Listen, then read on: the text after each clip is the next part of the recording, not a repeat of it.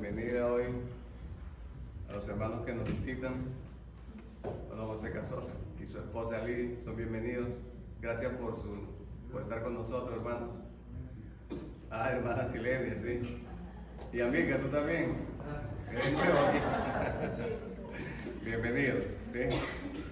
Quiero oremos para empezar, ¿sí?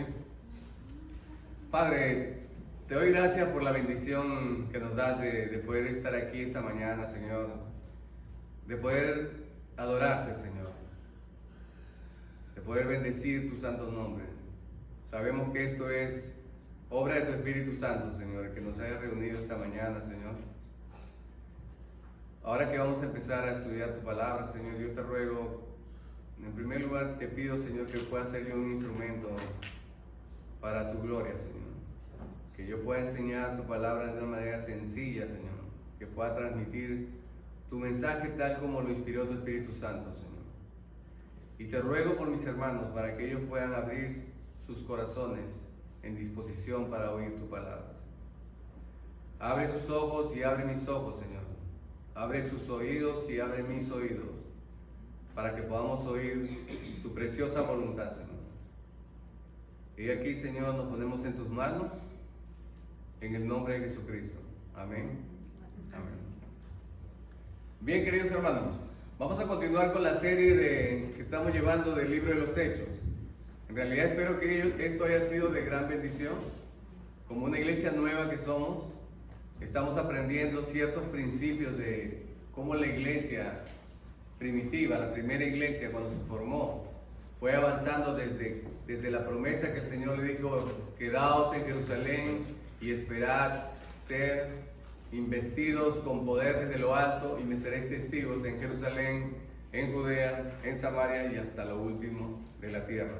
Y estamos viendo que esa promesa o ese mandato que el Señor hizo se está cumpliendo, porque estamos viendo de que el apóstol Pablo con Silas han llegado, y Timoteo están ya en la parte, se podría decir, europea. Ya hoy vamos a ver que llega a Grecia. Han atravesado Asia y ahora están llegando a la región de Grecia, o sea, el continente europeo. El evangelio se ha propagado de una manera tan tremenda que solamente podríamos decir que la mano de Dios puede haberlo hecho. Y esa propagación nace, recuerdan en Hechos 11, cuando dice que había algunos griegos que decidieron también hablar a otros griegos, y la mano del Señor estaba con poder sobre ellos. Y desde allí nace la nueva iglesia. Como les dije, se movió de su punto se podría decir, de concentración, que era Jerusalén, se mueve a Antioquía, y de Antioquía es que sale a todas las naciones.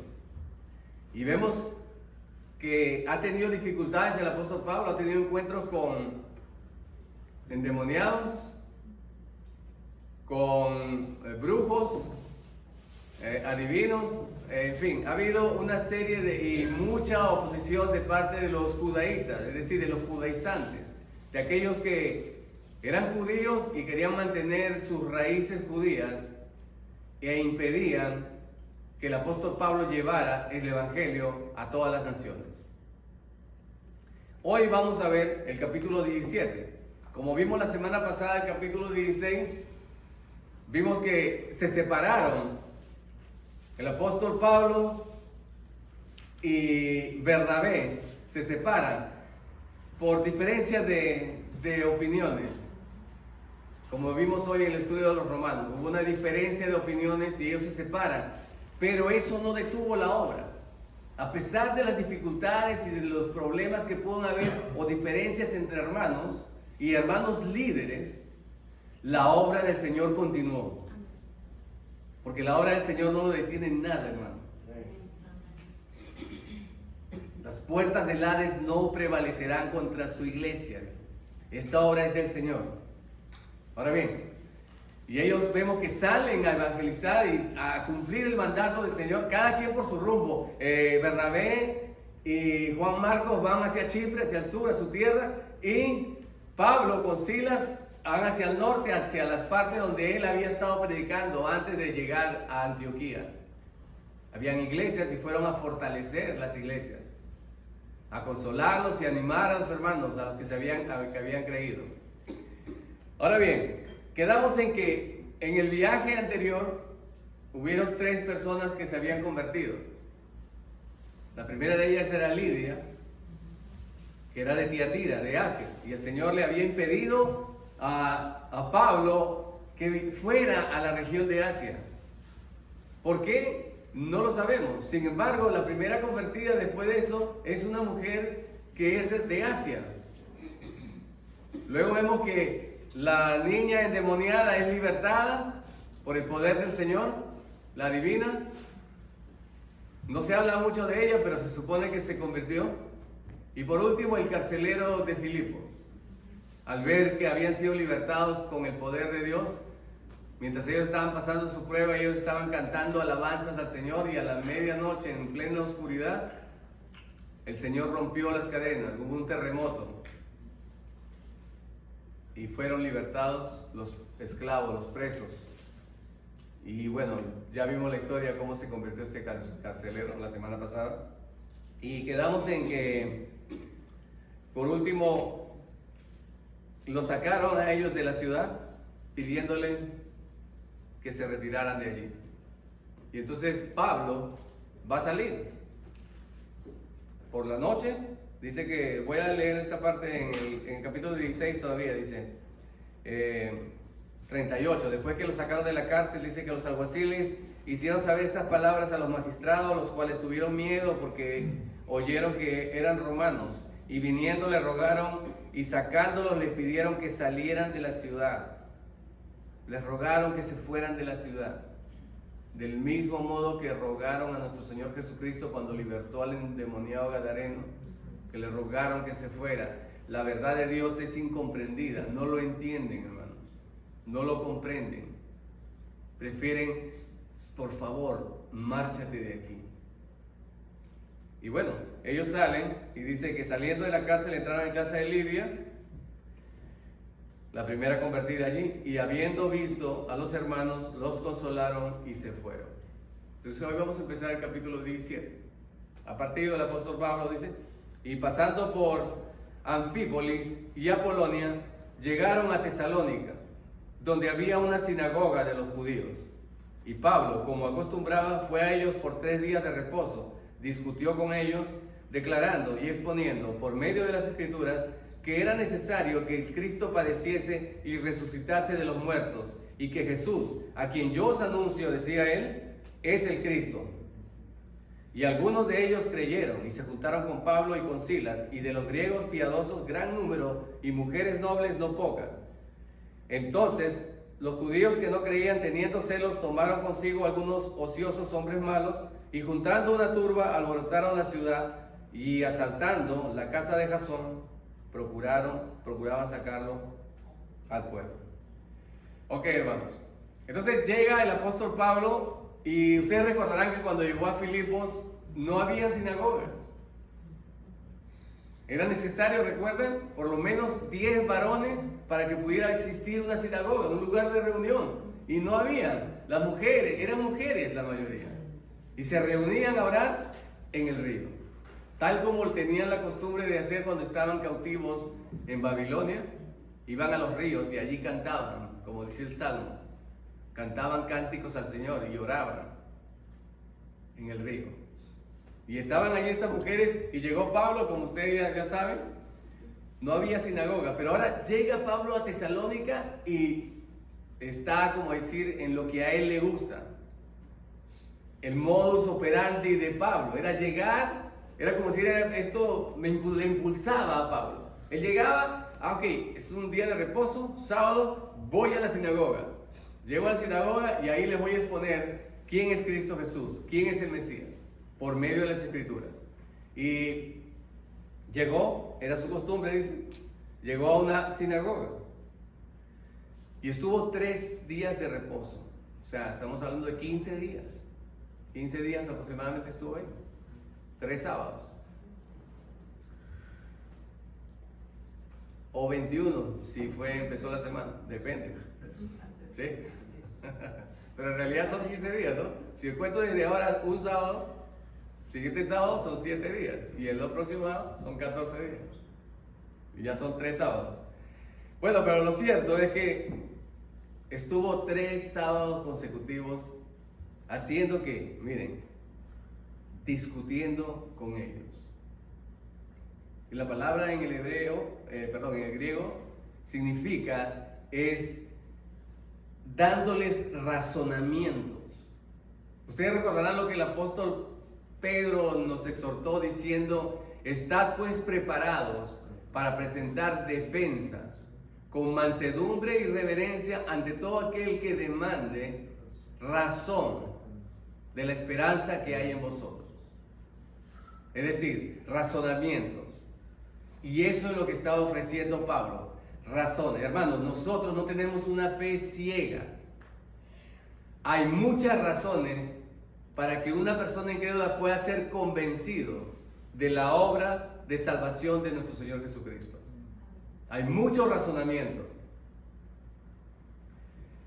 Y eso es lo primero que hizo el apóstol Pablo. Ahora veamos, la segunda que él hace es, dice que declarando, es decir, hablando, exponiendo, declarando y exponiendo, es decir, con pruebas, demostrando con pruebas.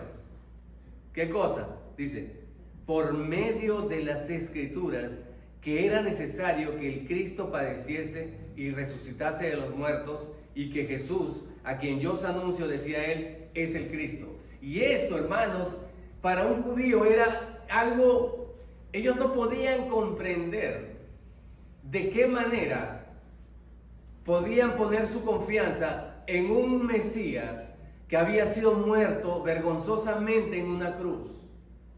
Ellos esperaban un Mesías salvador, grande, poderoso, que los libertara de todos sus enemigos. Ahora Pablo tenía que demostrar que este Jesús, que murió en una cruz, de una muerte vergonzosa, era el Mesías esperado. Y él, por medio de las Escrituras, lo hace. No había otra manera de convencer a un judío, es a través, era lo que ellos creían, las Escrituras. Bueno, aquí están las Escrituras y demuestran que eso es así. Ustedes recordarán que cuando Jesús resucitó, se le presentó a 2 discípulos que tenía camino a Emaús. Y el Señor les hizo como que se hizo el que no sabía lo que pasaba y los mira, ¿y ustedes por qué están así tristes? Y le dice, ¿qué eres tú el único forastero que no sabe lo que ha acontecido? No, ¿de qué hablan? Dice, es que Jesús de Nazaret, creíamos que él iba a ser el libertador, el Mesías, y ahora resulta que él ha muerto, y ya 3 días, y por ahí nos han dicho que hasta ha resucitado. Y el Señor, que le dice, oh tardos para entender. Dice, cuán tardos son para entender y comprender. ¿Acaso no estaba escrito que el Mesías tenía que padecer? Y el Señor les explica. Para un judío era inconcebible eso. Ellos tenían que entender que el Mesías sufriente de Isaías 53 era el mismo glorioso que vendría a reinar sobre la tierra. O sea, ellos veían como 2 tipos de Mesías. Uno sufriente, ese es otro, y otro que es glorioso, un rey de gloria. Pablo le está diciendo, no es así. Aquel que murió en una cruz, ese es el Mesías. Ahora, ¿qué hicieron cómo recibieron esta palabra? Veamos, verso 4. Y algunos de ellos creyeron, solo algunos, y se juntaron con Pablo y con Silas, y de los griegos piadosos, es decir, no eran judíos, pero eran griegos que asistían a la sinagoga, temerosos del Señor. Dice que de ellos sí, eran no pocos, gran número, y mujeres nobles, es decir, mujeres importantes, no pocas. Han dicho, hermanos, de que el evangelio es para tontos, para gente ignorante, sin entendimiento. Pero la verdad que la Biblia nos demuestra que gente importante de la nobleza estaban con Jesús, creyeron la verdad de Jesús. No es para tontos e ignorantes. La salvación es para todos, hermanos. Y no es solamente para alguien que no entienda, que puede ser fácilmente engañado. Lamentablemente se ha hecho una publicidad, se podría decir, falsa, de que, no, esos son gente que estaba muy pecadora y ahora como que han hecho tanto mal, entonces ahora sí vienen a tratar de solventar su conciencia. Eso es lo que dicen. Pero no, aquí vemos, hermanos, y lo vemos cuando murió nuestro Señor Jesucristo. ¿Quiénes estaban? José de Arimatea, era un principal. Él fue el que cedió la tumba, era un hombre rico. ¿Quién más estaba ahí cuando murió? Nicodemo, el gran fariseo que se convirtió al Señor. Era un hombre rico, llevó 40 libras de mirra, de ofrenda, para su sepultura. Y aquí mujeres nobles, no pocas, mujeres de importancia. Ahora ustedes están viendo algo, que el apóstol Pablo lleva el evangelio, si ustedes han notado, él lo está llevando a ciudades grandes. Él no fue a zonas rurales, aldeas. Él fue a las ciudades principales. Esa era la estrategia que utilizó, guiado por el Espíritu de Dios para usarlo. Ahora, está bien, ha habido mucha gente que ha pasado años en su ministerio, ministerios no muy, se podría decir, fructíferos, que han pasado 10, 15, 20 años, y en 20 años solo han visto 2, 3 o 4, 5 personas convertidas. Sí, no se ve tan fructífero. Sin embargo, aunque es loable esto, es admirable ver personas que han sacrificado y han entregado gran parte de su vida, vemos que no es una forma bíblica de hacerlo. Bíblicamente nos demuestra que es a las grandes ciudades o lugares de mucha cantidad, y de allí es donde se transmite hacia las zonas donde habitan menos personas. Esa fue la estrategia que usó el apóstol Pablo. Ok, ahora vean así conmigo, en el verso 5. Dice, entonces los judíos que no creían, teniendo celos, tomaron consigo algunos ociosos, hombres malos, y juntando una turba, alborotaron la ciudad, y asaltando a la casa de Jasón, procuraban sacarlos al pueblo. O sea, hermanos, los proverbios dicen que el que alquila ociosos es necio, es falto de entendimiento. Esa era parte de la escritura que según ellos conocían. Si usted lee en el capítulo 9 de Jueces, usted va a encontrar una historia de Abimelech, el usurpador, que se hizo rey matando a sus 70 hermanos, los decapitó para tomar el poder. Ahora bien, dice que él para que su reino se afirme, ¿saben lo que hizo? Tomó del tesoro de un ídolo que tenían ahí de Baal-Berit, de uno de los Baales, del dios de pacto, y dice que con ese dinero alquiló ociosos para matar a sus hermanos y para establecer su reino.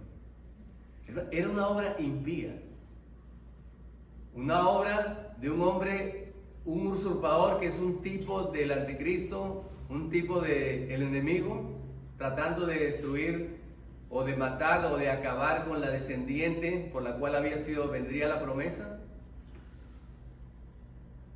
Y estos hombres que se supone que conocían la ley estaban utilizando las armas o las estrategias de Satanás para ir en contra de estos hombres, de Pablo y de Silas, que estaban predicando la verdad. ¿Y por qué? ¿Qué lo llevaba a hacer eso? Los celos, la envidia, de ver que estos llegan de otro lado y se le une un poco de gente, y gente importante. Y nosotros que estamos aquí tanto tiempo, ¿por qué no? Entonces vamos a utilizar ¿qué? Métodos del diablo, del enemigo. Muy importante para nosotros, hermanos, de caer en esto. Podemos caer. de caer en que motivado por los celos o la envidia, podamos empezar a utilizar las artimañas de Satanás o ser instrumentos de... Bueno, fíjense, llegaron a la casa de Jasón, que es el que los había recibido, el que había creído también, y dice que y procuraban sacarlos al pueblo. Sacarlos al pueblo es para matarlos, para apedrearlos. Esa era su intención. Pero no hallándolos, trajeron a Jasón y a algunos hermanos ante las autoridades de la ciudad, gritando. Esta era la acusación, ojo, pendiente ahí, miren lo que dice.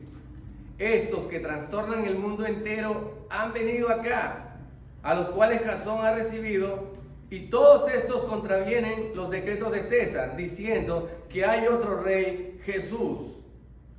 Y alborotaron al pueblo y a las autoridades de la ciudad, oyendo estas cosas.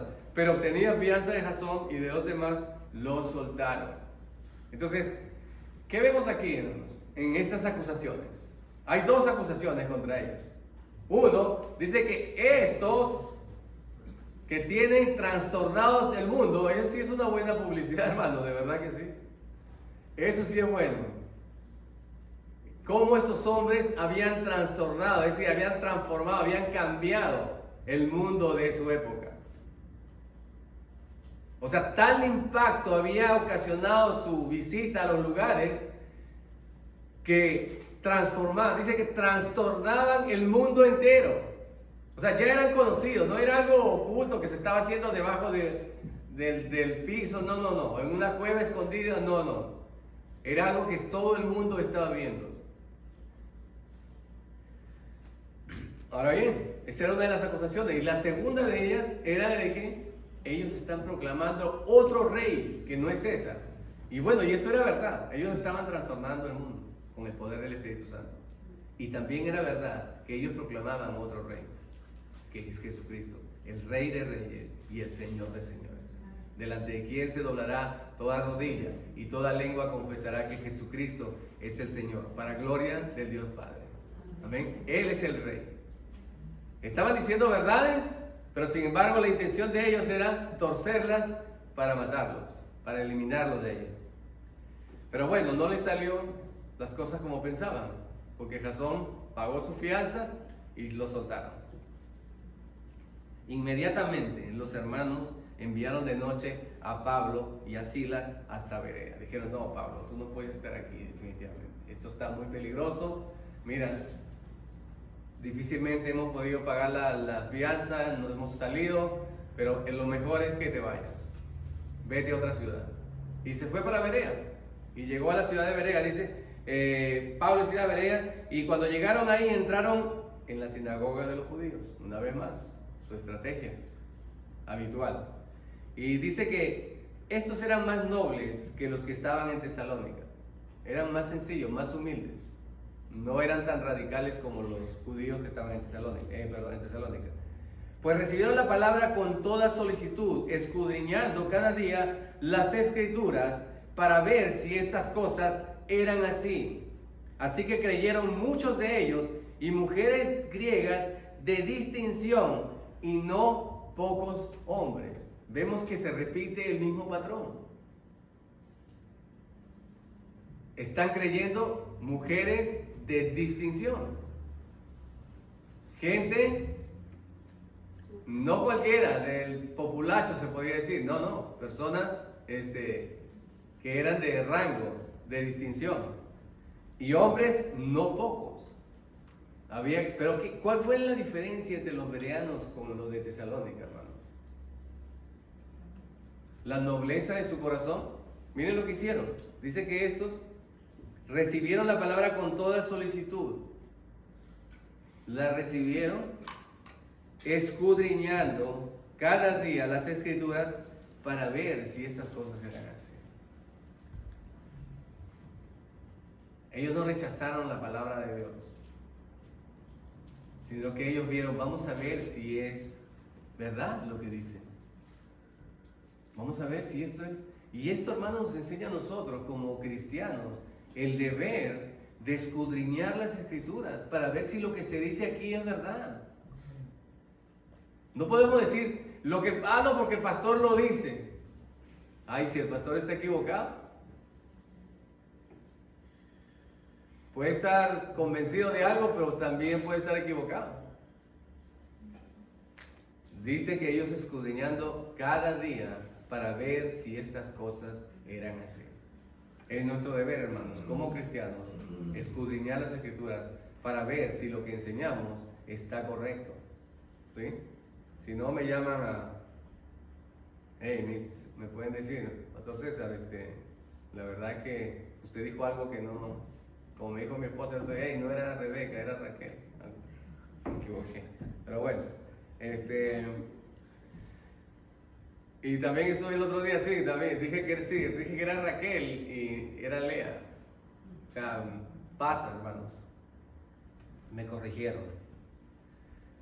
Ok, hermanos, esto es una enseñanza para nosotros, escudriñando las Escrituras cada día para ver si estas cosas así. Y creyeron muchos de ellos, mujeres griegas de distinción y no pocos hombres. Y cuando los judíos de Tesalónica supieron que también en Berea era anunciada la palabra de Dios por Pablo, fueron allá y también alborotaron a las multitudes. Hermano, esto sí me sorprende. ¿Sabe cuánto tiempo o cuántos kilómetros habían hasta Berea? Desde Tesalónica. 65 kilómetros. Es decir, lo que nosotros vamos a caminar, una persona normal podría caminar son 50 kilómetros al día, pero dándole. O sea que estamos hablando de 2 días de viaje para ir a buscar. O sea, veo este esfuerzo de estos hombres para hacer el mal. Y a veces, hermanos, yo veo que nos cuesta a veces ir a la iglesia para sí. Nos cuesta a veces porque, está muy lejos, 20 minutos en carro, está demasiado lejos. Y estos hombres, 65 kilómetros, ¿sí? Caminando. ¿Y para qué? Para entorpecer la obra del Señor. Lamentablemente, como vemos, el enemigo parece que es más astuto, más diligente, sí, exacto, esa es la palabra, más diligente en hacer su obra que nosotros los hijos de luz. Bueno, esto nos enseña, hermanos, definitivamente que hay cosas que podríamos imitar, pero no para el mal, ¿no? Sino para bien. 65 kilómetros para llegar allí y alborotaron a todas las multitudes, pero inmediatamente los hermanos enviaron a Pablo que fuese hacia el mar, y Silas y Timoteo se quedaron allí. Y los que habían encargado de conducir a Pablo le llevaron a Atenas, y habiendo recibido orden para Silas y Timoteo que viniesen a él lo más pronto que pudiesen, salieron. Entonces dijeron, no, esto no vamos a... Pablo, tú corres peligro aquí, muévete de una vez. Y lo sacaron, lo enviaron para Atenas. Grecia, ya está ahora en Atenas. Y Pablo estaba solo allá en Atenas. Y ya le dijo, envíame pronto a Timoteo y a Silas, que eran sus compañeros de milicia. Miren, y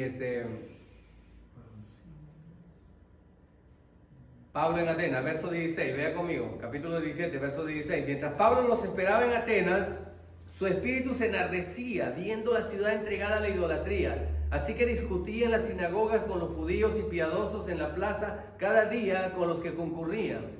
Y algunos filósofos de los epicúreos y de los estoicos disputaban con él. Y unos decían, ¿qué querrá decir este palabrero? Y otros, parece que es predicador de nuevos dioses, porque le predicaba el evangelio de Jesús y de la resurrección. Ok, hermano. El celo, ¿ustedes recuerdan el celo del apóstol Pablo antes de que se convirtiese? Era un hombre apasionado. Su fe, su convicción eran firmes. Él creía estar en la verdad, y en su creencia de estar en la verdad persiguió a los cristianos, y no solamente eso, sino que consintió para que murieran, daba su voto para que los matasen. Era apasionado. Ahora bien, esa misma pasión, hermano, no le cambió estando en el Evangelio. Él siguió siendo el mismo apasionado después de su conversión. Y esta vez ahora dice que su corazón se enardecía, es decir, ardía, de ver que esto es una pasión, de ver a Atenas entregada a la idolatría. O sea, le daba dolor ver cómo una nación, cómo un pueblo estaba sometido en la mentira, en la idolatría. Entonces, cuando le escucharon hablar a él, porque él empezó inmediatamente a hablar, a decirles acerca de Cristo y de la resurrección. Entonces dijeron, bueno, ¿este qué es? ¿Un palabrero? ¿Qué es este? No, vamos a llevarlos al Areópago. Quise decir Areópago, es Areópago, que era el lugar donde se discutía y se debatía, diciendo, podremos saber, y tomándole le trajeron al Areópago diciendo, ¿podremos saber qué es esta nueva enseñanza de la que hablas? Pues traes a nuestros oídos cosas extrañas. Queremos pues saber qué quiere decir esto, porque todos los atenienses y los extranjeros residentes allí en ninguna otra cosa se interesaban, sino en decir o en oír algo nuevo. Ellos lo único que querían era, ustedes saben que Atenas, hermano, era la residencia de los grandes filósofos. 300 años antes de nuestro Señor Jesucristo, los grandes filósofos, y aún más años antes, los grandes filósofos se desarrollaron ahí, y de ahí se desarrollaron muchas teorías, como vemos aquí, los estoicos y los epicúreos. Ambos eran corrientes filosóficas. Querían saber de qué hablaba Pablo, qué es esta nueva corriente que tú traes. Porque de qué creían los epicúreos. Ellos creían en darle rienda al placer, pero de una manera moderada. Todo aquello que sea placentero debemos buscar, decían en su filosofía, decía, el hombre o la mujer debe buscar el placer, pero de una manera moderada. Esa era la forma como... Y los estoicos pensaban que deberían también hacer eso y lograr y buscar la satisfacción de la vida en base al esfuerzo humano, a valerse por sus propios medios para lograr sus objetivos.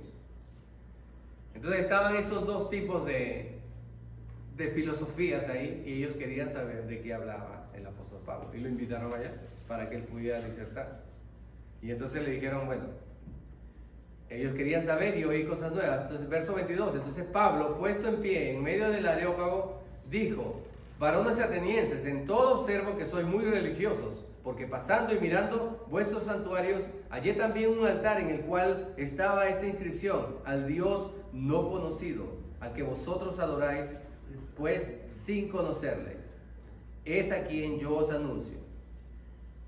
El Dios que hizo el mundo y todas las cosas que en él hay, siendo Señor del cielo y de la tierra, no habita en templos hechos por manos humanas, ni es honrado por manos de hombres, como si necesitase de algo, pues él es quien da a todos vida y aliento y a todas las cosas, y de una sangre ha hecho todo el linaje de los hombres, para que habiten sobre la faz de la tierra, y les ha prefijado el orden de los tiempos y los límites de su habitación, para que busquen a Dios, si en alguna manera palpando pueden hallarle, aunque ciertamente no está lejos de cada uno de nosotros, porque en él vivimos y nos movemos y somos, como algunos de vuestros propios poetas también han dicho, porque el linaje suyo somos.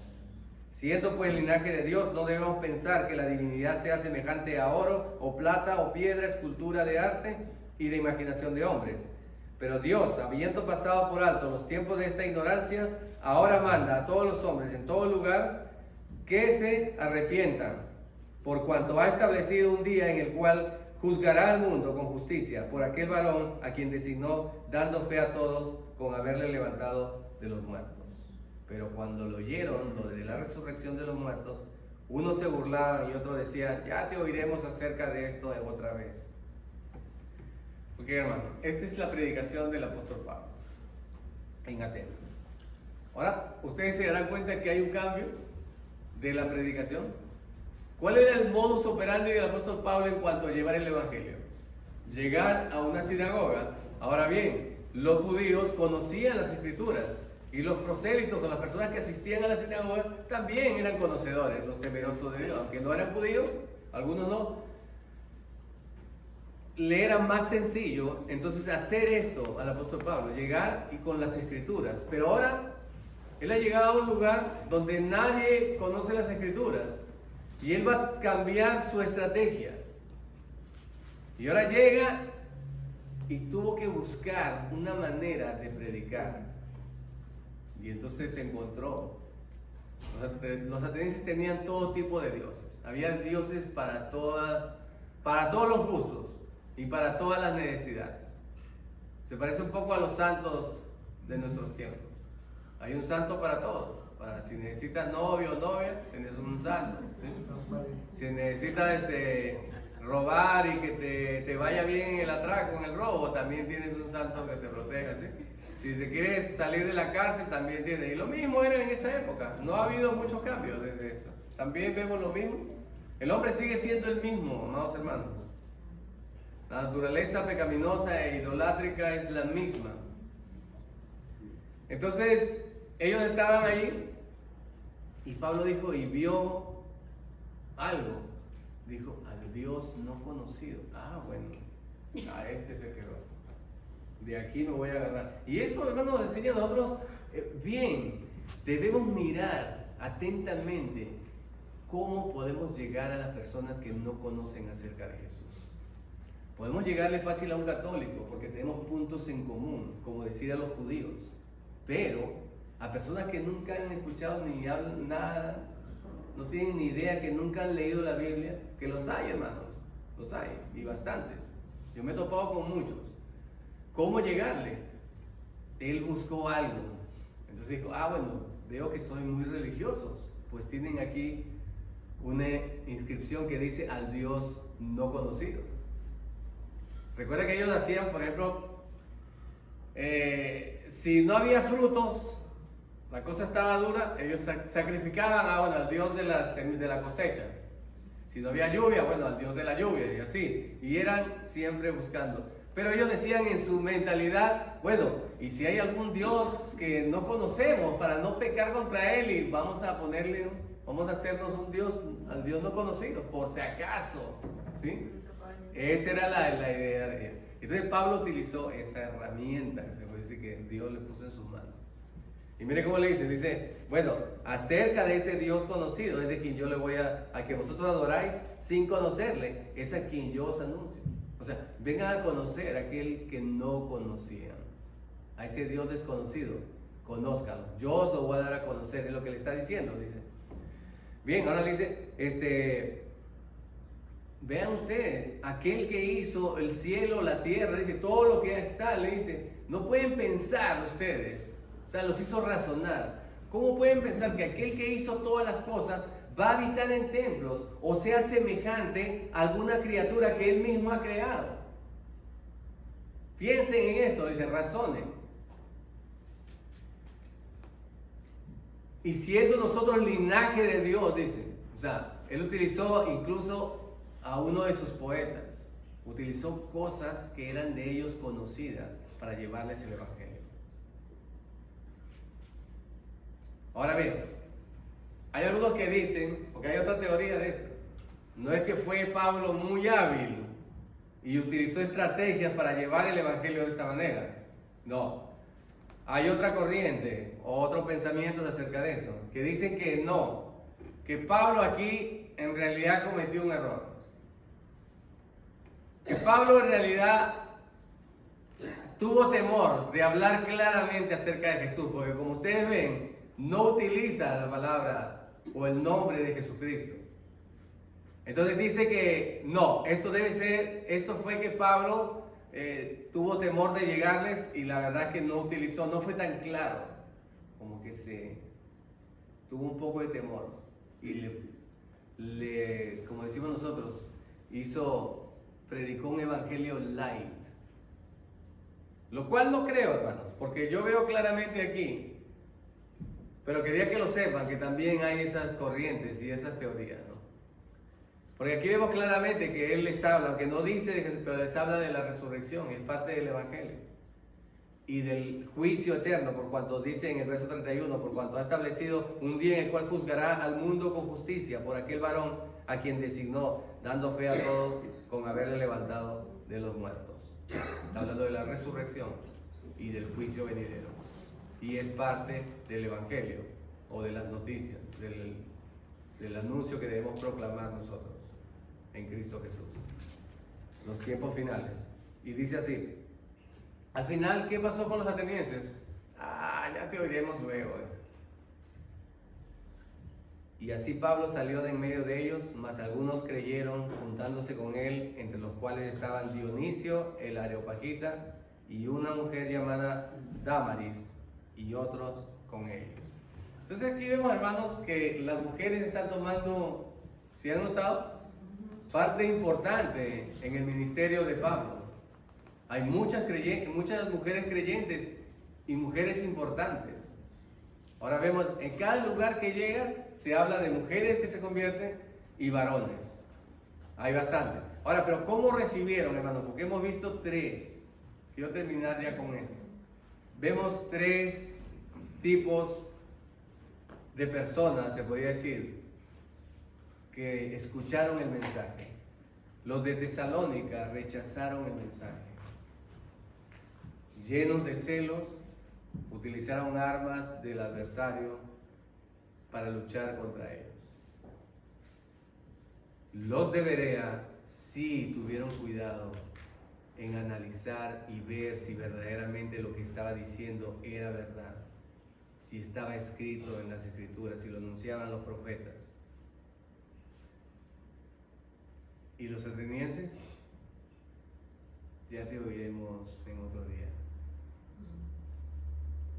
Tres formas que podemos nosotros recibir la palabra, se puede decir. Podemos rechazarla, podemos indagar si es verdad, o podemos no tomarle la debida importancia. Espero que ustedes sean, hermanos, como lo de Berea, que escudriñen cada día para ver si estas cosas son verdad. De que nuestro Señor Jesucristo viene a juzgar, como le dijo a Timoteo, a los vivos y a los muertos en su venida. Por lo cual te encarezco que prediques la palabra, insta a tiempo y fuera de tiempo, redarguye, reprende. Sí, hermanos, eso es lo que nosotros debemos hacer: predicar la palabra de Dios y anunciar que el juicio viene. Amén.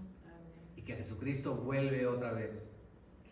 Y habrán gente como Tesalónica que nos sacarán a pedrada quizás, pero habrán bereanos que indagarán y mirarán si estas cosas que estamos hablando son verdad.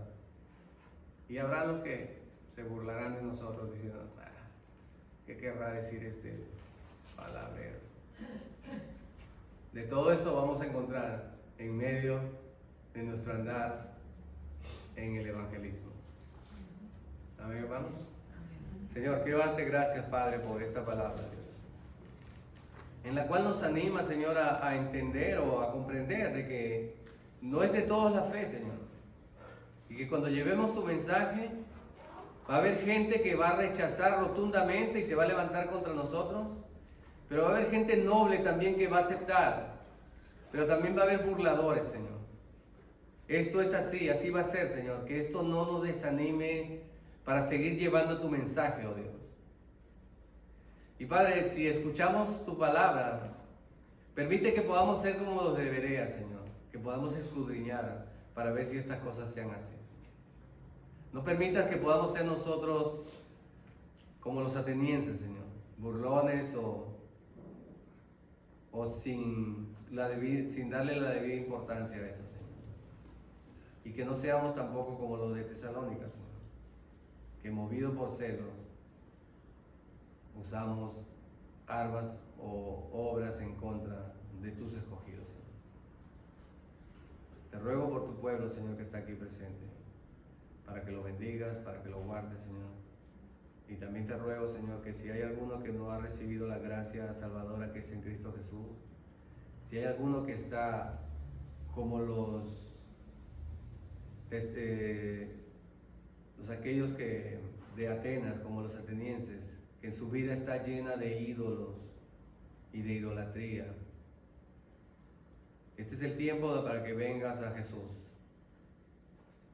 y le digas: me arrepiento de estas cosas y me vuelvo al Dios verdadero, al Cristo sufriente, aquel que murió y resucitó.